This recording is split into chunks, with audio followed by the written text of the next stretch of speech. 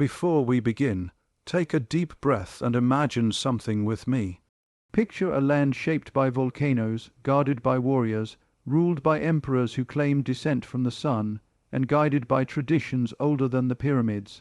A land that fascinated the world, a land that terrified superpowers, astonished historians, and rebuilt itself faster than any modern nation in history. That land is Japan, and today I'm going to tell you a version of Japan's story that most people in America have never heard, never learned, and never imagined. This isn't the Japan of anime, sushi, and neon lights. This is the Japan of hidden empires, ancient rivalries, forgotten battles, secret traditions, and unbelievable transformations. And once you hear the real story, you'll never see Japan the same way again. Let me start with something surprising. If you ask most Americans what they know about Japan, they'll mention World War II, Pearl Harbor, samurai, maybe earthquakes, maybe some video games or cars. But the real history of Japan, the real story behind how this nation survived earthquakes, famines, invasions, civil wars, atomic bombs, and still became one of the strongest, safest, richest countries on earth.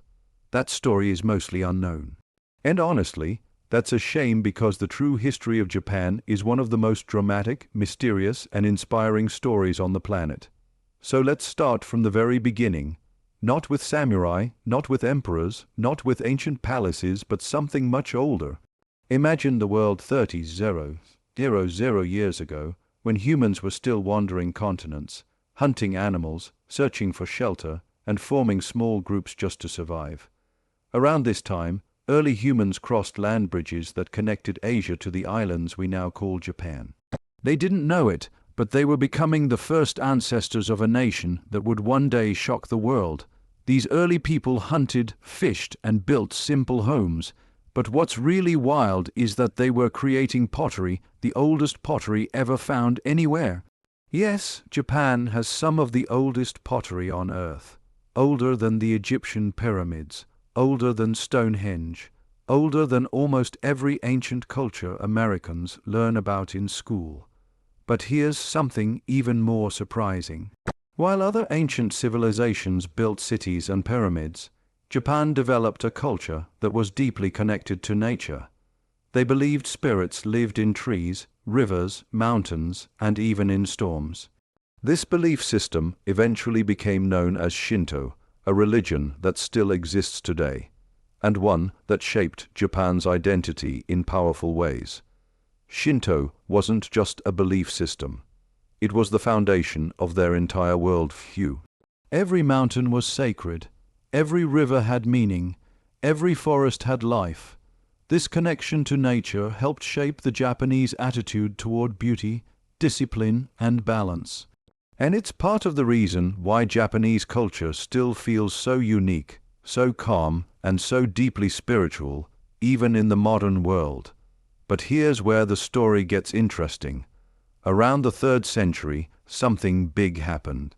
People from the Korean peninsula brought new knowledge, metal tools, farming techniques, and powerful political ideas. This is when Japan began forming clans, kingdoms, and eventually a united state. The most influential clan was the Yamato clan, the group that would create one of the world's longest, lasting royal families. And here's a fact many Americans don't know.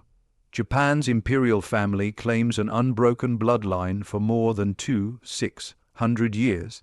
Whether that's fully accurate or partly myth, it's still one of the oldest royal lines in existence.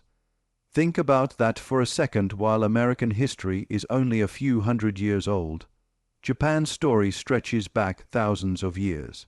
But Japan wasn't peaceful. Behind the beautiful temples and poetic traditions, the country was filled with brutal power struggles, and from these struggles came something legendary: the samurai. Now, most Americans think they know samurai from movies and comics, but the real samurai were far more complicated. They were warriors, scholars, poets, and rulers. They lived by a strict code called Bushido, the way of the warrior, which demanded honor, loyalty, courage, and discipline. But Bushido wasn't just a movie concept. It was a way of life. Samurai were willing to die rather than betray their principles, and that mindset shaped Japan for centuries. But here's something most Americans never learned. The samurai didn't start as noble heroes. Many early samurai were basically hired fighters, tough, dangerous, and often involved in local conflicts. Over time, they gained power, land, and influence, eventually becoming Japan's ruling military class. For hundreds of years, Japan wasn't just ruled by emperors, it was ruled by shoguns, military leaders who controlled everything. The emperor was more symbolic, while the shogun ran the real government. But Japan wasn't a united country at this time. For long periods, it was torn apart by war. One of the most violent eras was the Sengoku period, a century-long civil war where clans fought each other for control of the country. Imagine 100 years of battles, betrayals, assassinations, castle sieges, and warriors fighting for absolute power. It was chaos. But out of that chaos came three men who changed Japan forever: Oda Nobunaga, Toyotomi Hideyoshi, and Tokugawa Ieyasu. Americans rarely learn these names, but in Japan they are like legends. Nobunaga was ruthless and brilliant. He used guns before most countries even understood them. He burned down temples that opposed him. He changed warfare entirely. Hideyoshi, his successor, was born a peasant, but rose to become ruler of Japan, something almost impossible in any other country at the time. And then there was Ieyasu, the mastermind who finally united Japan and created the Tokugawa shogunate, a system that kept Japan stable for more than 250 years. Imagine that 2.5 centuries without major wars.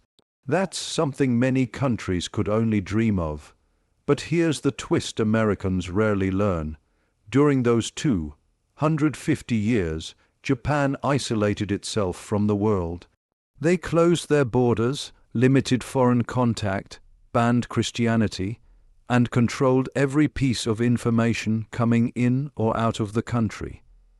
It was a national lockdown long before the concept even existed. Some people think Japan did this out of fear, but the truth is more complex.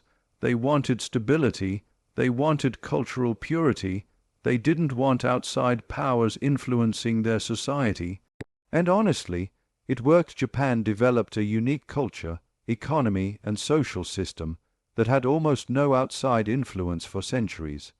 But isolation didn't last forever. In 1853, something happened that shook Japan to its core.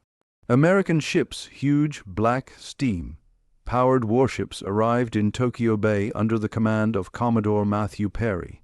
These ships were unlike anything Japan had ever seen. They were a sign that the world had changed, and Japan had two choices: open up or be forced open. Japan chose to open, but they did it in a way that shocked the world. Instead of resisting modernization, Japan embraced it and transformed itself faster than any country in history. In just a few decades, Japan went from a medieval society to a modern industrial nation. They built railways, factories, a modern army, a modern navy, and a new education system. They studied Western science, medicine, engineering, and military strategy. But they didn't simply copy the West, they improved it. And within a few years, Japan defeated China and then Russia, becoming the first Asian country to beat a major European power. This shocked the United States, Europe, and the entire world. Japan wasn't just modernizing, it was rising. And this rise eventually led to conflict with the United States, setting the stage for one of the most dramatic and devastating periods in modern history. But that's where the next part of this script begins. Japan's rapid rise wasn't just impressive, it was intimidating.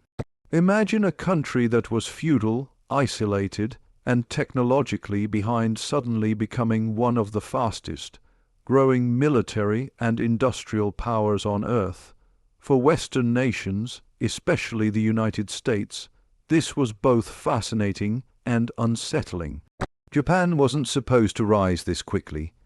It wasn't supposed to challenge global powers, And yet, here it was modernizing faster than countries that had a centuries-long head start. But here's the part many Americans never learn. Japan's modernization wasn't just about copying technology. It was about transforming their entire mindset. The Japanese people, from farmers to nobles, from students to soldiers, embraced a belief that the nation had to rise together. Schools taught loyalty, discipline, and national pride. Factories encouraged teamwork and hard work. The government invested heavily in education, science, and industry, and in a surprisingly short amount of time, Japan was ready to stand alongside or compete with the great powers of the world. This new Japan wasn't content with staying small. Like the United States and European nations, Japan wanted resources, land, and influence. This desire for expansion became one of the most controversial and misunderstood parts of Japan's history. And this is something American textbooks rarely explain deeply. Japan didn't expand because it simply wanted to be aggressive. Japan expanded because it felt it had no choice. The country had limited natural resources, no major oil reserves, not enough farmland, and very little space. To survive in a rapidly industrializing world, Japan believed it needed an empire. So Japan went to war with China, then Russia, shocking the world both times. And here's a detail Americans almost never hear. When Japan defeated Russia in 1905, many people across Asia saw Japan as a hero. For centuries, Asian countries had been conquered and controlled by Western powers. But Japan, an Asian nation, had defeated Russia, one of the largest empires on earth.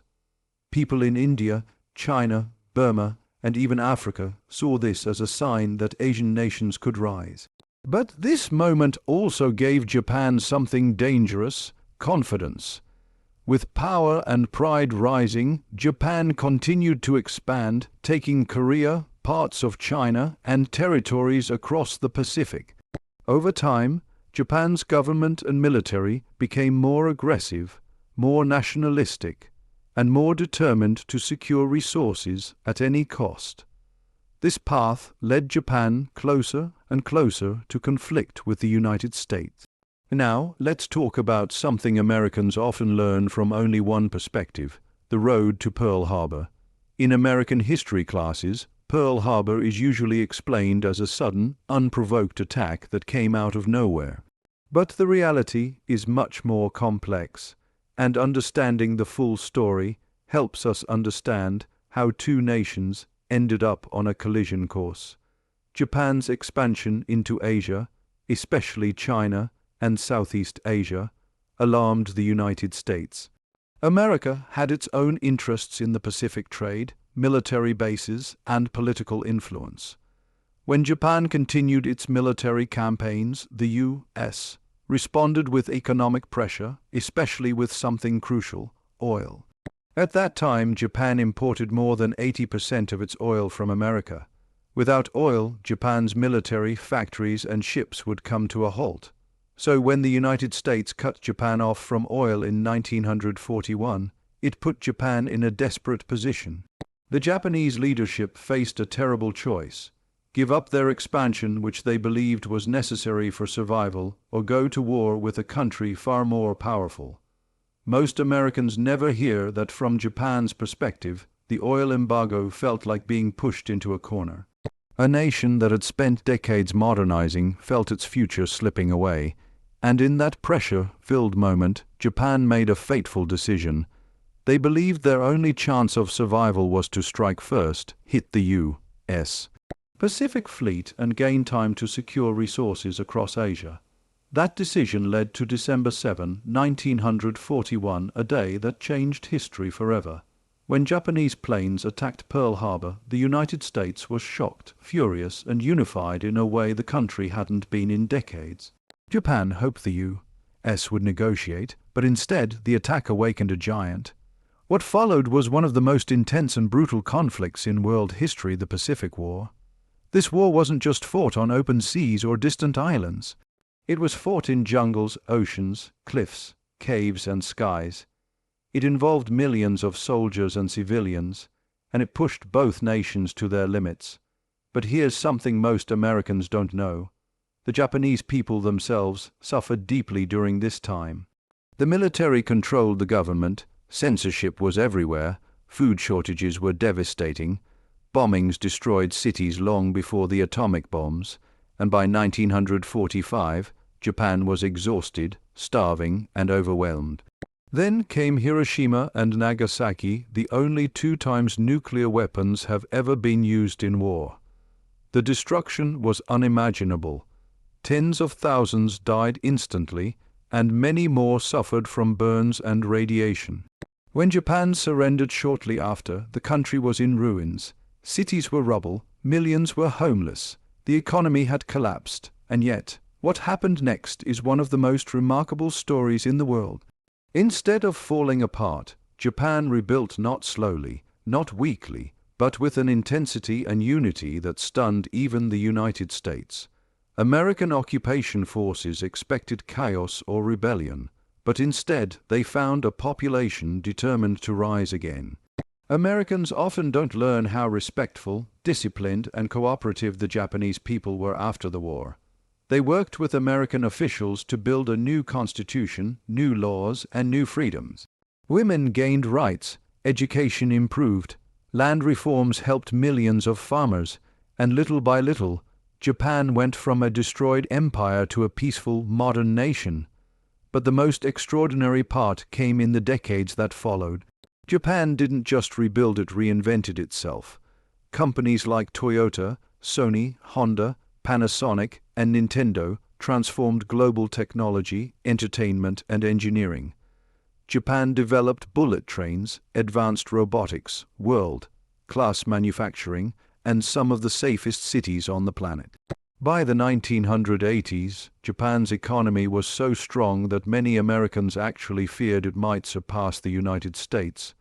But beneath all this success, Japan still had secrets, hidden pieces of its past that Americans rarely learn. Ancient traditions that still shape modern culture. Stories of loyalty, sacrifice, and resilience that explain why Japan is the way it is today. And surprising connections between Japan and America that almost no one talks about. When Japan entered the post-war era, it wasn't just rebuilding cities and factories. It was rebuilding its identity.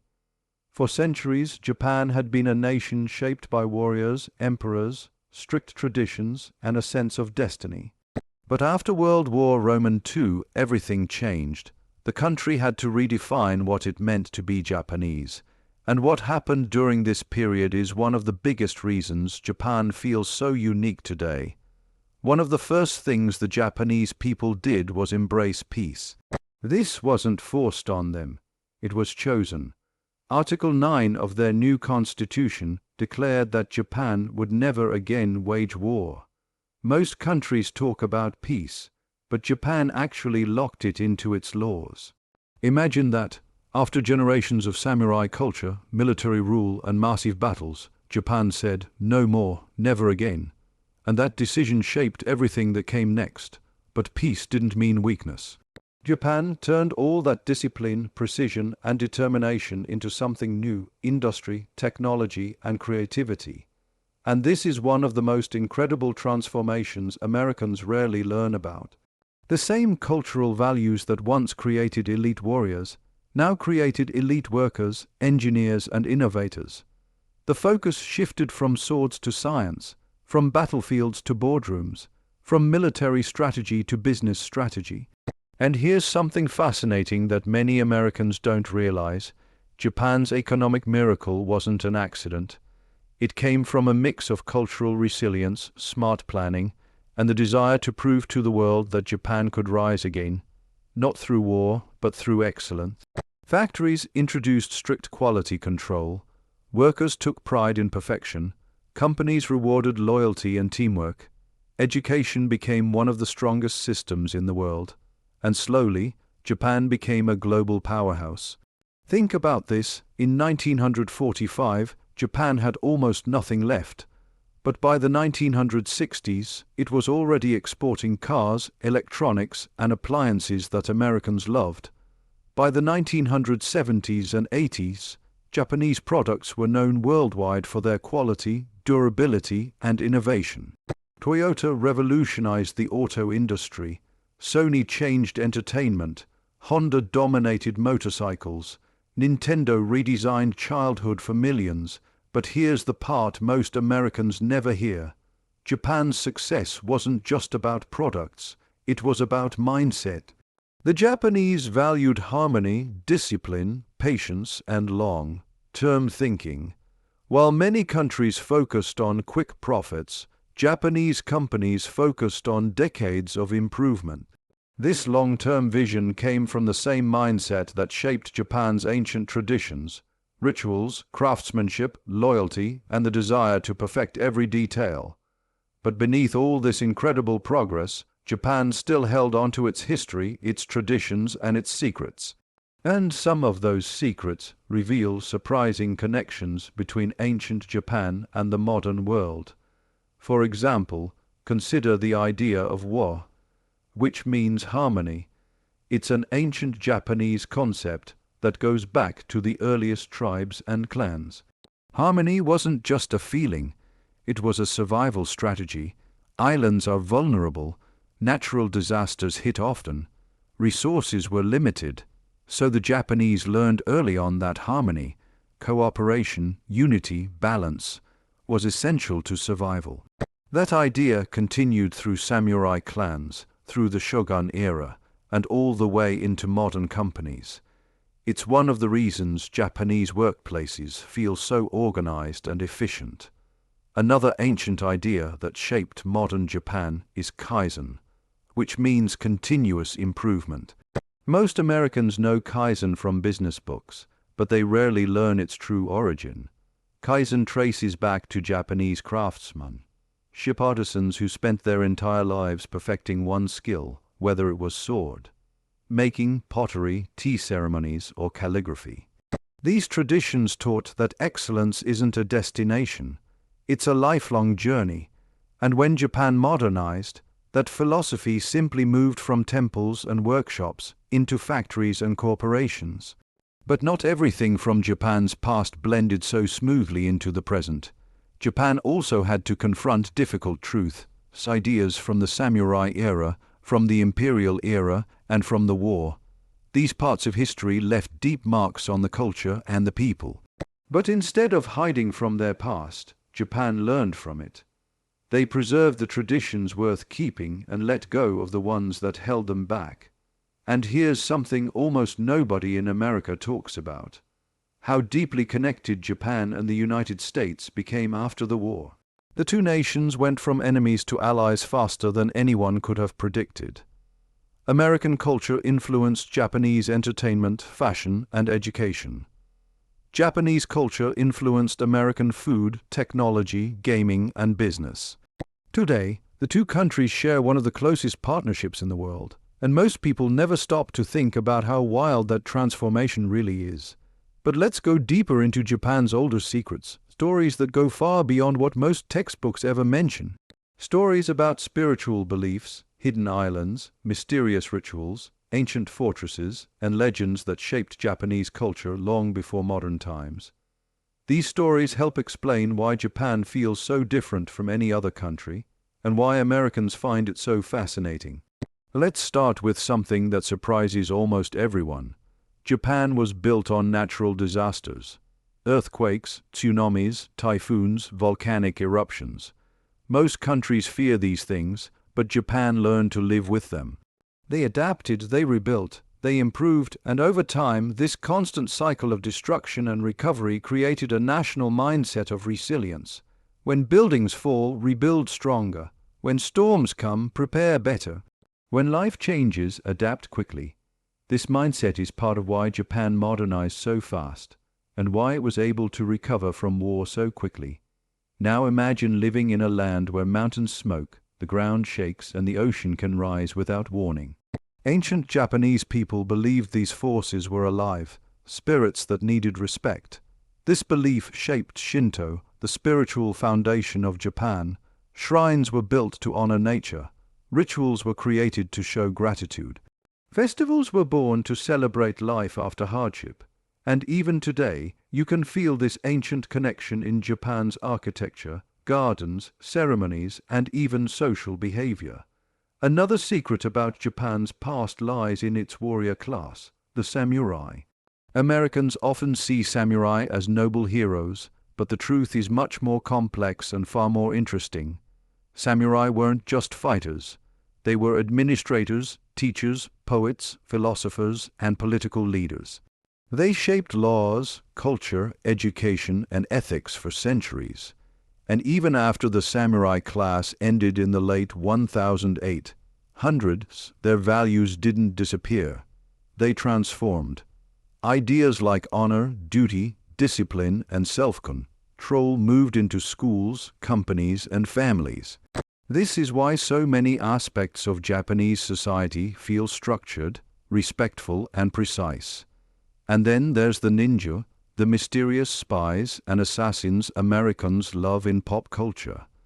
But the real ninja were far different from the Hollywood versions. They weren't wearing bright black costumes or jumping across rooftops like superheroes. Real ninja were experts in stealth, disguise, information gathering, and survival. They came from mountainous regions, trained in unconventional ways, and were used by warlords during Japan's chaotic periods. Many of their techniques were kept secret for generations. Even today, historians continue to discover new information about how ninja really worked. It's one of those parts of Japan's history that feels like a blend of fact and legend, and Americans almost never learn the true version. But one of the most surprising and least known parts of Japan's past is its deep relationship with the sea. Japan isn't just a country with islands, it's a civilization built on the ocean. Fishing, sailing, and maritime trade shaped the culture as much as farming and warfare. Ancient Japanese myths describe sea gods, underwater kingdoms, and spirits controlling the waves. Samurai clans controlled coastal routes. Merchants built networks across Asia. And even today, Japan's identity is tied to the ocean, economically, geographically, and spiritually. And perhaps the greatest secret behind Japan's history, the piece that explains everything from ancient traditions to modern success, is the Japanese ability to blend old and new, east and west, tradition and technology. Walk through Tokyo and you'll see neon lights beside thousand-year-old temples, bullet trains pass peaceful tea houses, robots serve customers in restaurants just a few blocks away from centuries-old shrines. Japan never chooses between past and future, it keeps both. As we go deeper into Japan's story, something becomes clear. This is not a country with a simple, straight history. Japan is layered. Every century adds a new identity. Every era leaves a mark, and many of these marks are hidden, misunderstood, or completely unknown to most Americans. So in this part, I want to take you into the side of Japan's history that feels almost mysterious: the forgotten clans, the forbidden islands, the rituals that survived centuries, and the parts of Japan that even locals speak about quietly. Let's start with the Ryukyu Kingdom, the islands we now call Okinawa. Most Americans know Okinawa because of the U.S. military bases, or maybe the Battle of Okinawa in World War II. But Okinawa has a history that's totally different from the rest of Japan. For hundreds of years, it wasn't Japanese at all. It was its own kingdom with its own language, its own traditions, and its own political identity. It was a trading nation connected to China, Korea, Southeast Asia, and Japan. In many ways, Okinawa was more global than Japan ever was during that time. What makes the Ryukyu story so fascinating is how peaceful the culture was. While samurai warlords fought for power on the main islands, Okinawa developed a culture built on trade, music, dance, and diplomacy. Even their martial art, what we now call karate, began as a way to defend without weapons. This peaceful kingdom lived for centuries until Japan eventually absorbed it in the 19th century. Many Americans don't know that Okinawans still feel a unique identity today, not separate, but different, shaped by a different past and different struggles. Another hidden corner of Japan's history is the Ainu people of Hokkaido, the northernmost island. The Ainu are an indigenous group with traditions, songs, art, and beliefs that are completely different from the rest of Japan. For a long time, Japanese textbooks barely mentioned them. Their bear ceremonies, their hunting lifestyle, and their language were pushed aside by modern society. But today, their history is finally being recognized. The Ainu story reminds us that Japan isn't one culture but many cultures woven together. And this is something most Americans never learn, the idea that Japan is not a single, uniform identity, but a blend of many ancient peoples. But Japan also has stories that sound almost unbelievable, stories of hidden families, secret bloodlines, and clans that continued their traditions quietly for centuries. One of the most mysterious among them is the Shugendo practitioners, mountain ascetics, who lived high in the sacred mountains, practicing a mix of Shinto, Buddhism, and nature worship. These men trained their bodies and minds through extreme rituals, climbing dangerous cliffs, meditating under freezing waterfalls, walking barefoot across burning coals. Their goal wasn't fame or power. It was something deeper: spiritual strength, purification, and connection to the natural world. Most Americans never hear about the Shugendo monks, but they shaped Japanese spirituality in powerful ways. Their traditions are still alive today, but only in remote mountains, far from the cities, far from the modern world. Watching these rituals feels like stepping back 1,000 years into a Japan untouched by time. And speaking of secret traditions, we can't forget the incredible story of the hidden Christians.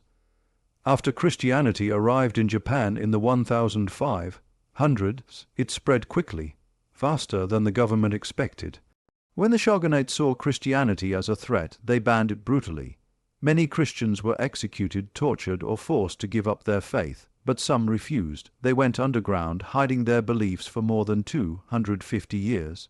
They created secret prayers, disguised symbols, and rituals that blended Christianity with Japanese traditions. Families passed these traditions down in whispers, generation to generation. And when Japan reopened to the world in the late 1800s, European priests returned only to discover hidden communities that had kept the faith alive without a Bible, without churches, and without outside contact. This is a part of Japan's history that feels like a movie, but it's real, and it shows how powerful human belief can be. But let's go back even further into a time that feels almost mythical: the era before the samurai, before emperors ruled the land, before Japan became Japan. Ancient Japanese myths tell stories of gods creating the islands, of spirits living in every river and mountain, and of a sun goddess whose descendant became the first emperor. These stories aren't just legends. They shaped Japan's identity for thousands of years. Even today, you can see these myths reflected in shrines, festivals, symbols, and traditions that survived every war, every government, and every generation. For example, the idea that the emperor is descended from the sun goddess Amaterasu is still taught as part of Japan's ancient culture. The mirror, the sword, and the jewel, Japan's three sacred treasures, are symbols of this divine connection.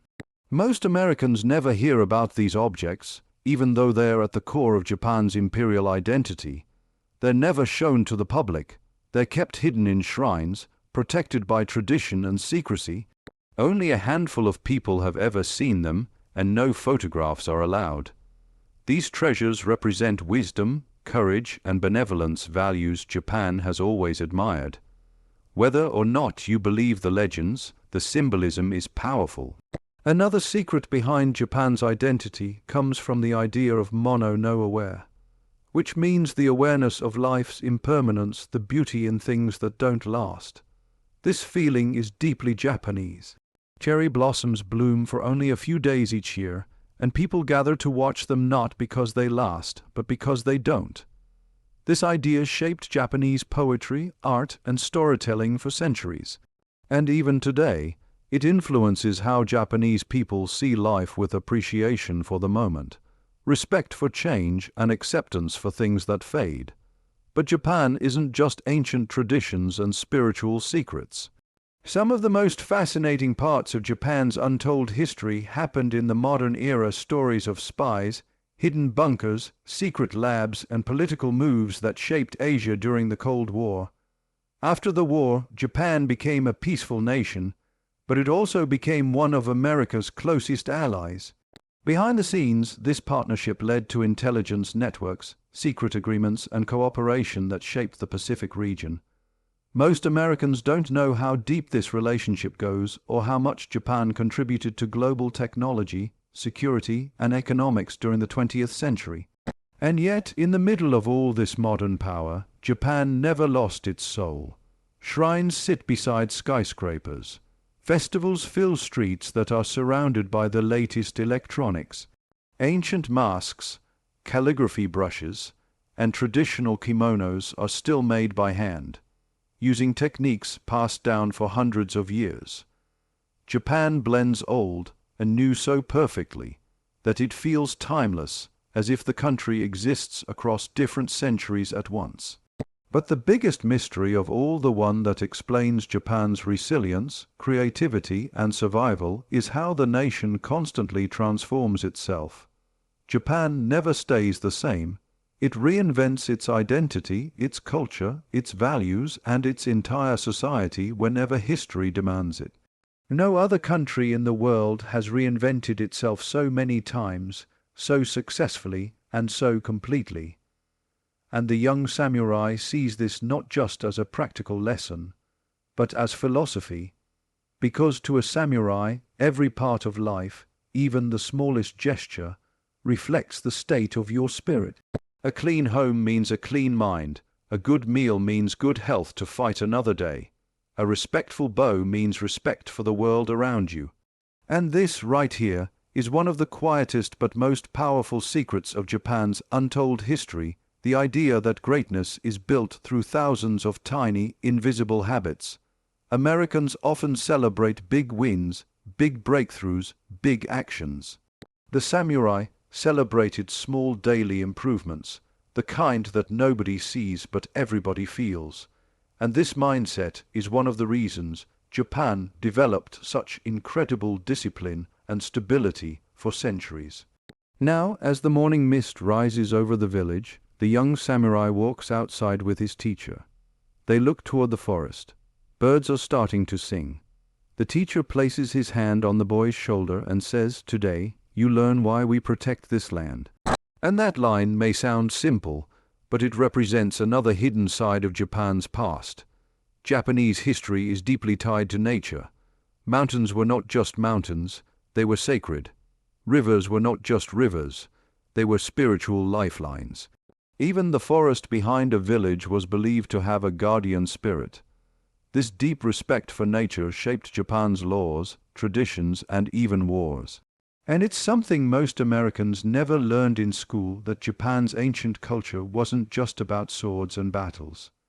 It was about harmony with the natural world. The boy and his teacher enter the forest, and it feels like stepping into another world. Sunlight filters through tall cedar trees, and everything is quiet except for the crunch of leaves.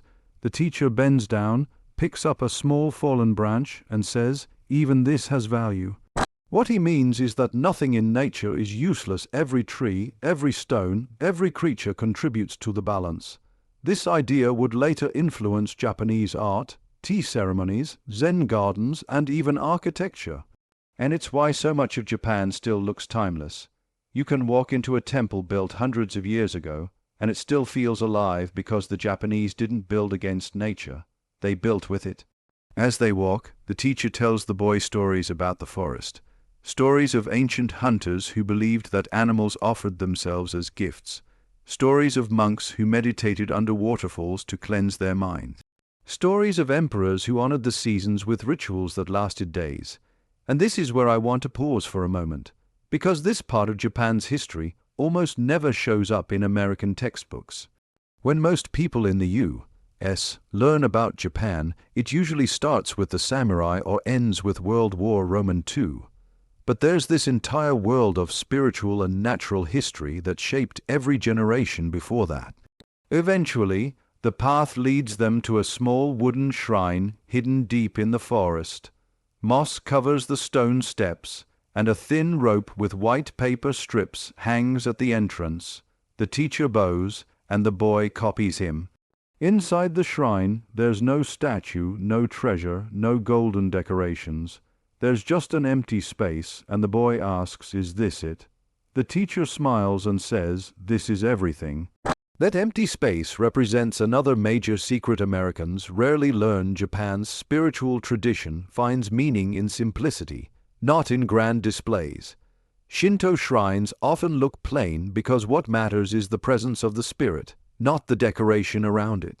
This idea of less is more influenced Japanese design, Japanese culture, and even the way Japanese people think about life. The boy kneels beside his teacher, and they offer a small prayer. Not a prayer asking for wealth, victory, or fame, but a prayer of thanks. Gratitude was a core part of ancient Japanese life. Gratitude for food, gratitude for weather, gratitude for ancestors, gratitude for each new day. And this is one of the most beautiful untold truths of Japan's past. People believed that gratitude protects you, guides you, and keeps your community strong. Imagine if that idea were taught in every school around the world. The world might look a lot different.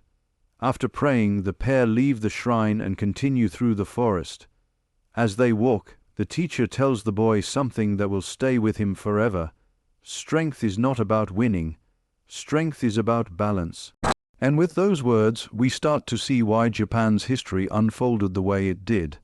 The samurai were fierce warriors, but they also wrote poetry, they meditated, they practiced calligraphy, they studied philosophy.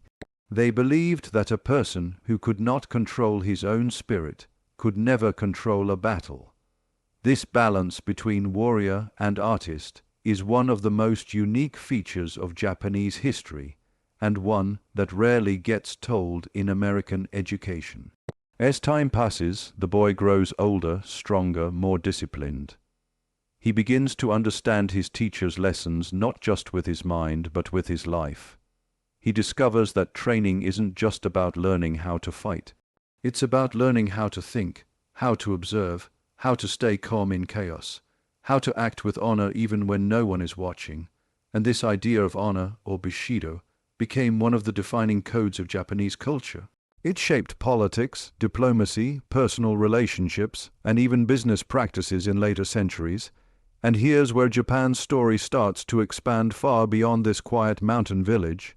Because this philosophy, discipline, balance, nature, honor didn't stay in one place. It influenced entire eras of Japanese history. It guided decisions of emperors and shoguns. It shaped the rise of powerful clans. It played a role in battles that changed the country forever. And eventually, it shaped Japan's interactions with the outside world, including the United States. But before we get to those global turning points, I want to take you back to that boy one more time, because his journey represents something bigger. He grows into a full samurai, respected and skilled. But he never forgets the lessons of the forest, of the shrine, of the simple morning rituals. He learns that true strength comes from within, not from your sword. And this mindset would one day be tested when Japan faced foreign influence, internal conflict, and decisions that would determine its future for centuries.